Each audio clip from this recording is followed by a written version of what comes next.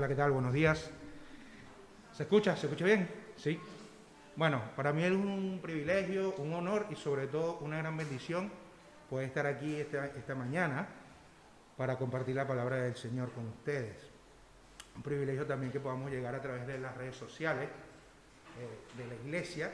Y si estás viendo esto por primera vez, te animo que te puedas quedar hasta el final, porque hay algo grande de parte del Señor para todos nosotros. La prédica de hoy, el mensaje de hoy lo hemos titulado Una fe activa. Vamos a estar hablando del capítulo 3 de Hechos, del versículo 1 al 10, y quiero decirles y ponerles en contexto antes de entrar en el tema sobre lo que vamos a hablar. Vamos a hablar de Pedro y de Juan. Un día iban camino a la oración y se consideró un hombre. Este hombre era un hombre lisiado de nacimiento. El Señor Jesús pudo hacer un milagro a través de estas dos personas. Y para ir un poquito más de contexto, quiero hablarle un poquito de Pedro y de quién era Juan. Algunos lo conocen como al apóstol Pedro, al apóstol Juan, otros los conocen como San Juan, como San Pedro. Y las evidencias bíblicas nos enseñan que Pedro tenía un temperamento colérico. Pedro, básicamente, lo podemos ver con impulsividad, con ímpetu. Era un hombre muy imponente, a pesar que tenía una tendencia natural hacia el liderazgo. Era un hombre que hablaba y después pensaba. No tenía un filtro entre lo que decía, en lo que pensaba y hablaba. Un día le dice a Jesús, yo voy contigo y voy a morir contigo porque yo estoy contigo, y lo daba todo por Jesús. Y rato después lo negó 3 veces. Entonces podemos ver que un hombre que hablaba y no pensaba lo que decía. De Juan podemos decir que era un hombre intolerante. Sí, Juan, el apóstol, el que escribió el Evangelio de Juan, el que le fue revelado el Apocalipsis. Podemos decir que fue un hombre intolerante y en ocasiones hasta agresivo. Y lo podemos ver en Lucas 9, 53, 54 específicamente, en el momento en que Jesús pasa por Samaria y los samaritanos no le recibieron. Y Juan le dice a Jesús, Jesús, ¿quieres que hagamos descender fuego del cielo y lo destruyamos a todos? Entonces, él se puede mostrar como intolerante en este aspecto, en esta ocasión. O también en el mismo capítulo 9 de Lucas, un poco más atrás, lo podemos ver con una actitud sectaria o una actitud de discriminación. Porque llega un momento y le dice a Jesús, Jesús, había un hombre que le estaba sirviendo a Dios y le dice, Jesús, hemos detenido a un hombre que estaba expulsando demonios en tu nombre. Y como no era de nosotros, lo detuvimos. Y Jesús le dijo, el que no es contra nosotros, es con nosotros. Estos 2 hombres, un día le dice Jesús, hey, acompáñenme a orar, vamos a orar, porque mi hora se acerca. Y el Señor Jesús, caminando un poco más adelante, empieza a orar y se da vuelta y ve que estos 2 están durmiendo. Y le dice, hey, velen conmigo, acompáñenme en oración, mi hora se acerca. Y el Señor Jesús sigue orando. El Señor Jesús termina de orar, da la vuelta y le dice, oiga, despiértense, vámonos que ya mi hora llegó. Nos podemos dar cuenta que estos 2 hombres estaban dormidos. Y podemos ver que la vida de estos 2 hombres, en su discipulado y en su caminar con Jesús, en algunos aspectos eran de esta forma.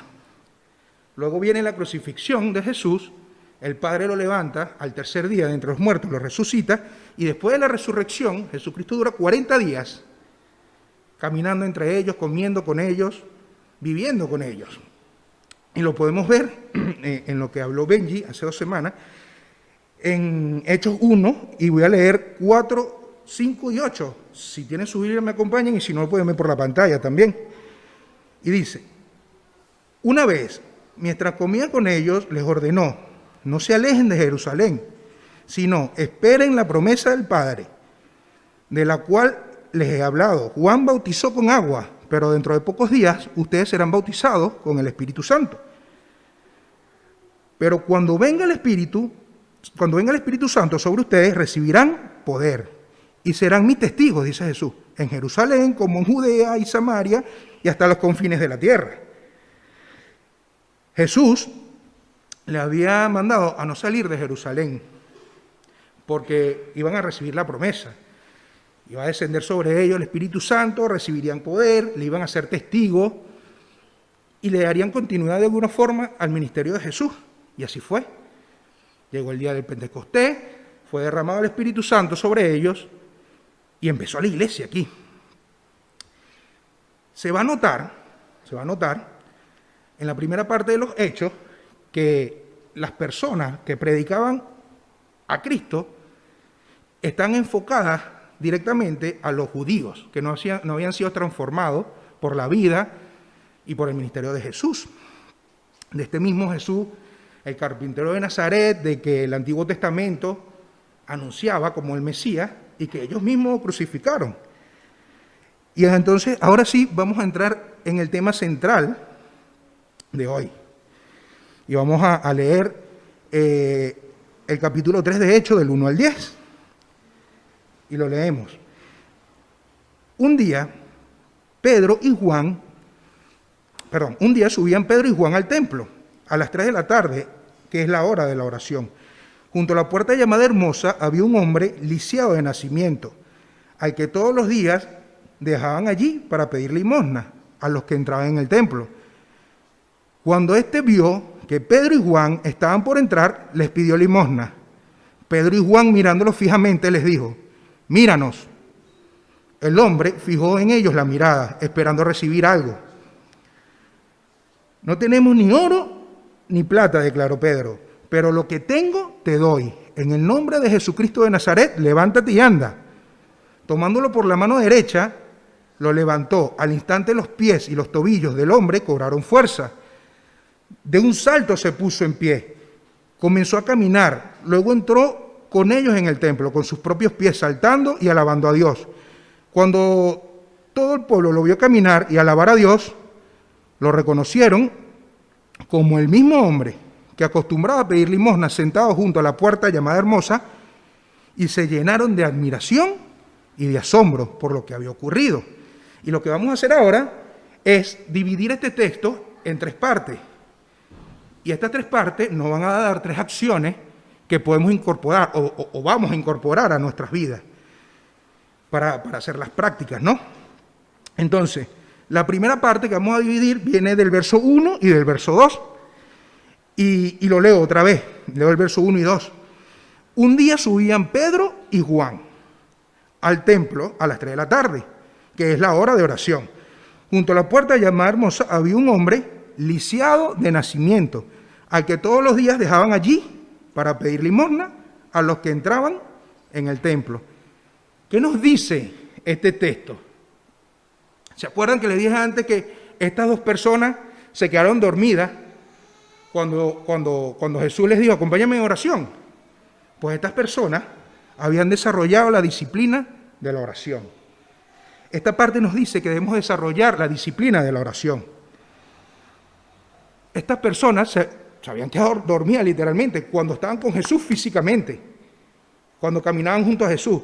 Pero el texto nos muestra que ya habían desarrollado esa disciplina. Desarrollar esta destreza espiritual como una disciplina nos hace dependientes de Dios, nos hace estar 100% dependientes, aferrados de Dios. Si no desarrollamos esta disciplina, no nos podemos llenar del Espíritu Santo. Y no hay estos encuentros, estos encuentros divinos, porque esto es un encuentro divino, el que tuvo Pedro y Juan con este cojo.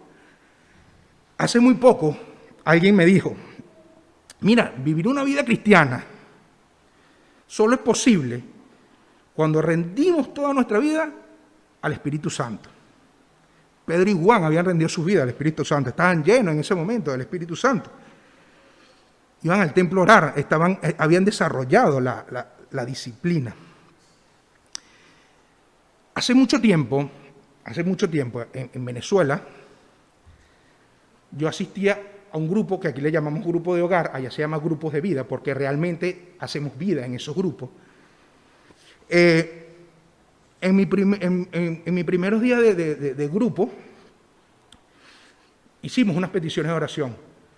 una de las personas que allí estaba escuchó mi petición de oración. Nosotros como familia estamos atravesando un problema económico brutal y al día siguiente tocan la puerta de mi casa y esta persona se aparece con unas bolsas de comida.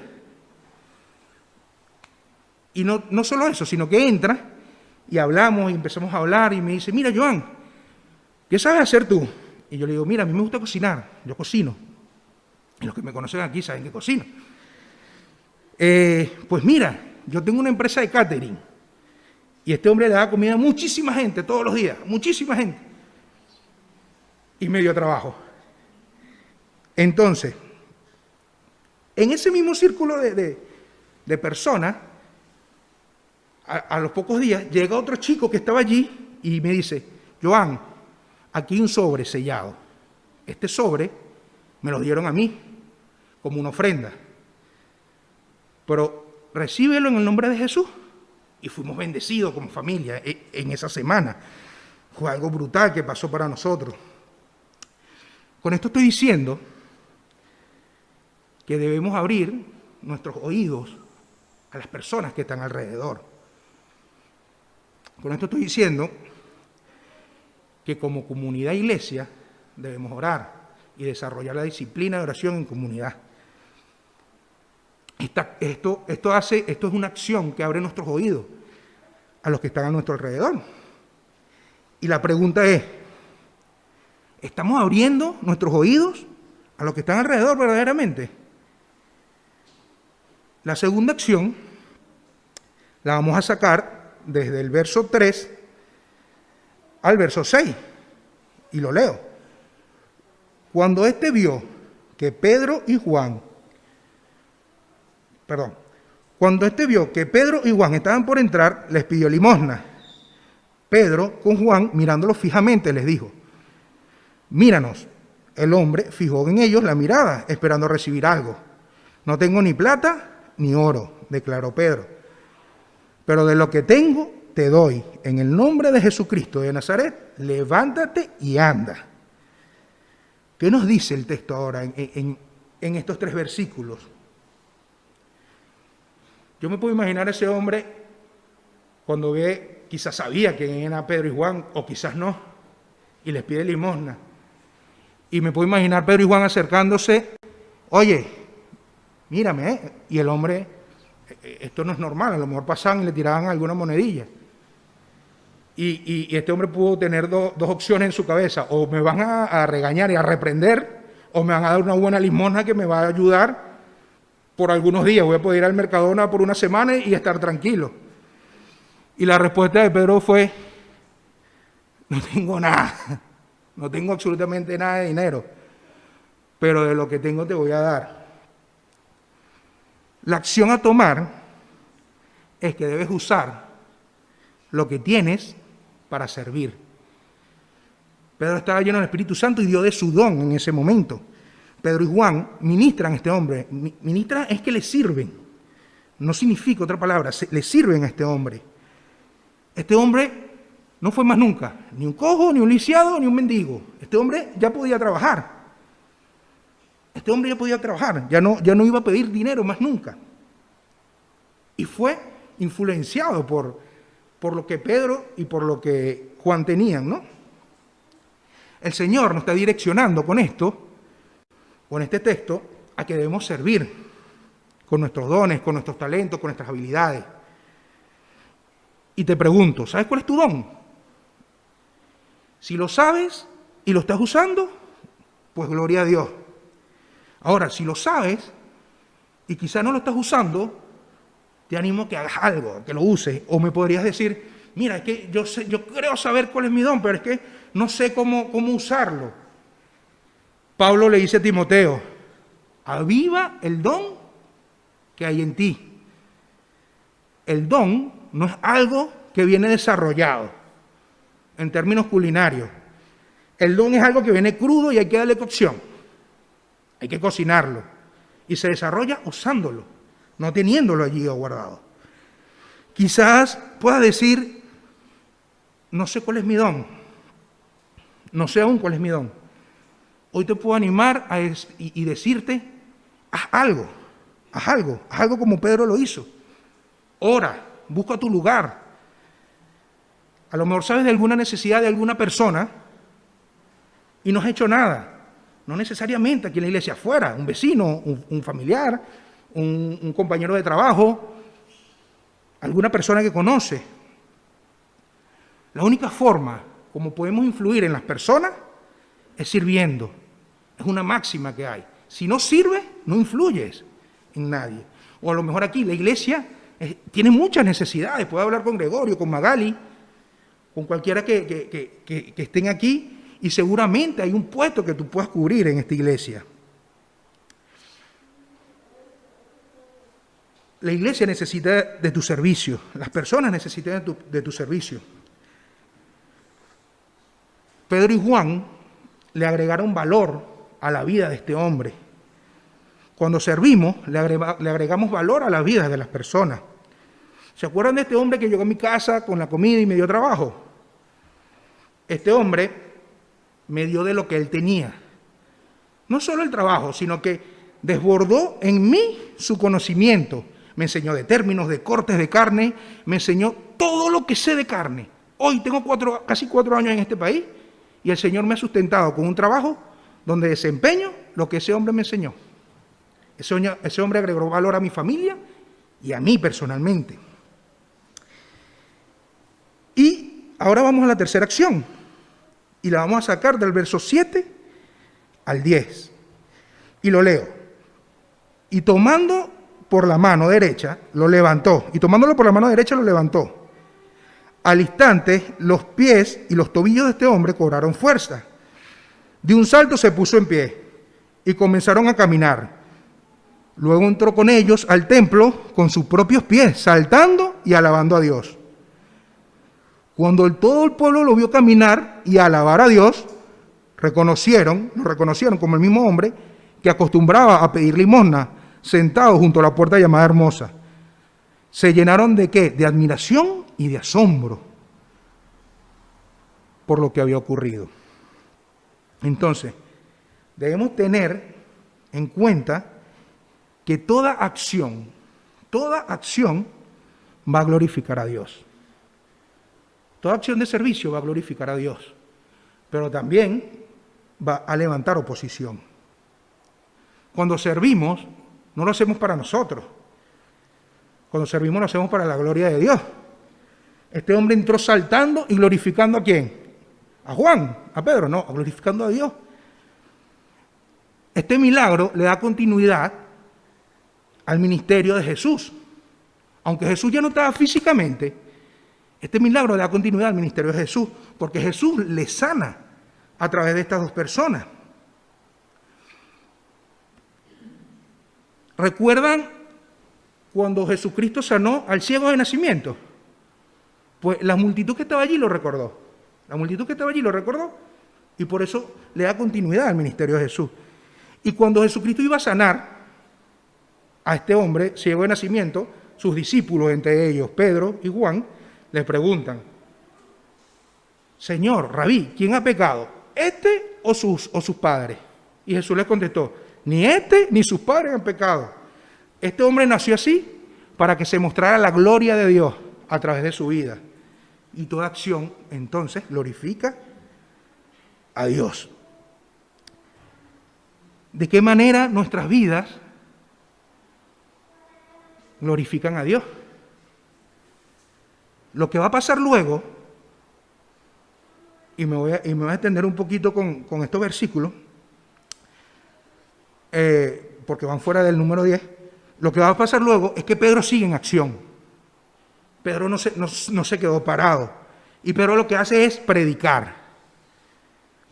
Y dice así Pedro, en el versículo 12, voy a leer de Hechos 3, de 12 al 16. Al ver esto, dice Pedro, al ver esto, Pedro les dijo: pueblo de Israel, ¿por qué se sorprenden con lo que ha pasado? ¿Por qué nos miran como si por nuestro propio poder o virtud hubiéramos hecho algo para hacer caminar a este hombre? El Dios de Abraham, de Isaac y de Jacob, el Dios de nuestros antepasados, ha glorificado a su siervo Jesús. Ustedes lo entregaron y lo rechazaron ante Pilato, aunque éste había decidido soltarle. Rechazaron al santo y al justo y pidieron que indultaran a un asesino. Mataron al autor de la vida, pero Dios lo levantó de entre los muertos y de esos nosotros somos testigos. Por la fe en el nombre de Jesús, Él ha restablecido a este hombre, a quien ustedes ven y conocen. Esta fe que viene por medio de Jesús lo ha sanado por completo, como les consta a ustedes.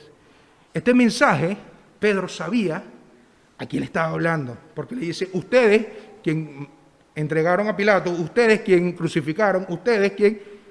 Él sabía a quién le estaba hablando.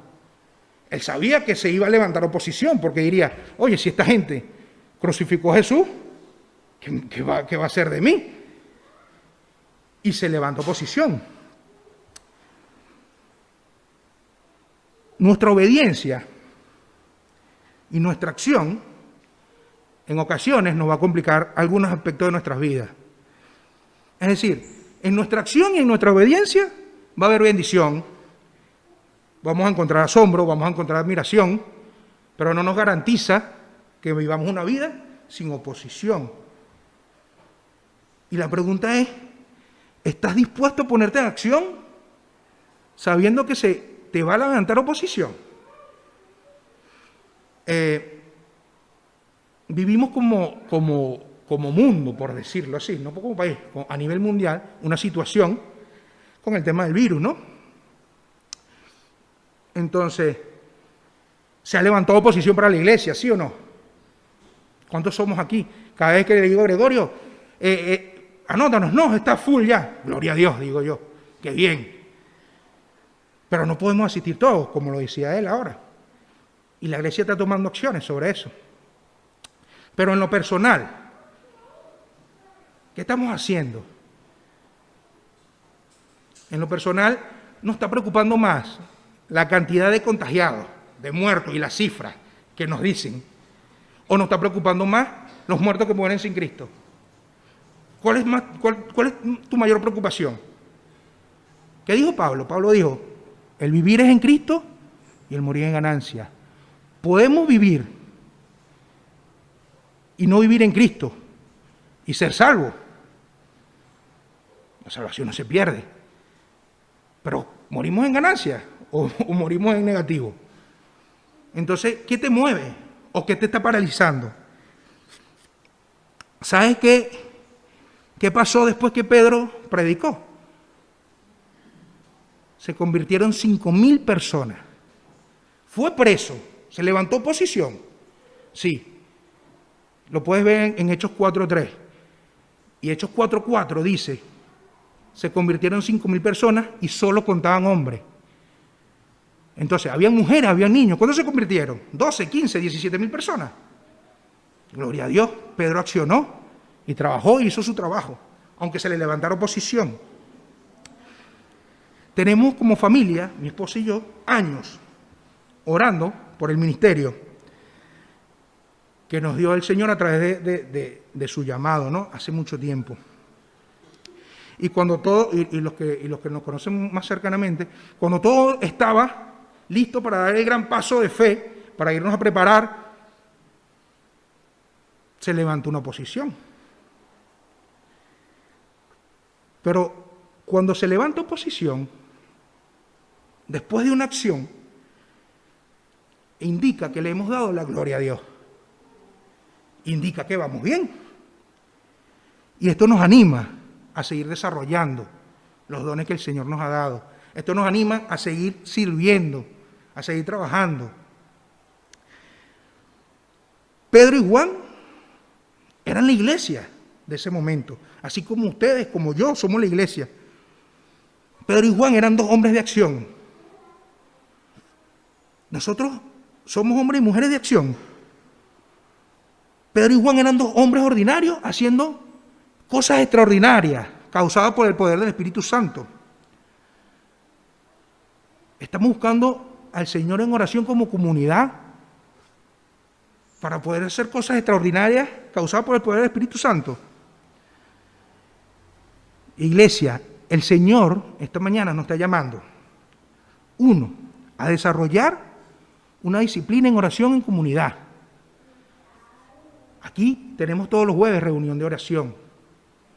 Ahora lo estamos haciendo por Zoom. ¿Con quién estás asistiendo? ¿Con quién te estás conectando los jueves? Los que pueden. ¿Con quién? Yo no te estoy diciendo que vamos a salir de aquí y vamos a imponer las manos y vamos a resucitar muertos y vamos a darle vista a los ciegos. No, no, no. Eso era para los apóstoles, para que la iglesia primitiva se levantara.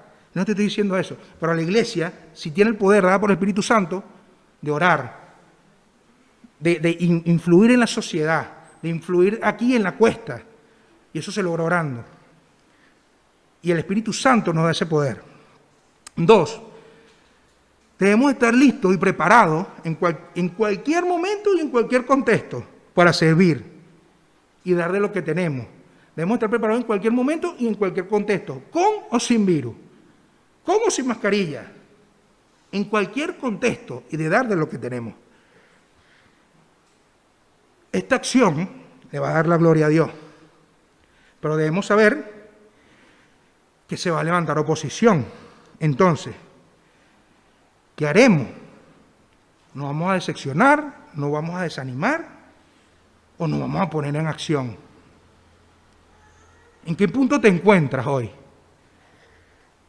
Y quiero citar, Josué fue el hombre que relevó a Moisés en el liderazgo para darle la tierra prometida al pueblo de Israel. Era una responsabilidad enorme. Y el Señor le dice, y lo pueden leer en Josué 1:9, ya te he ordenado que seas fuerte y valiente, no tengas miedo ni te desanimes, porque el Señor tu Dios te acompañará. ¿A dónde?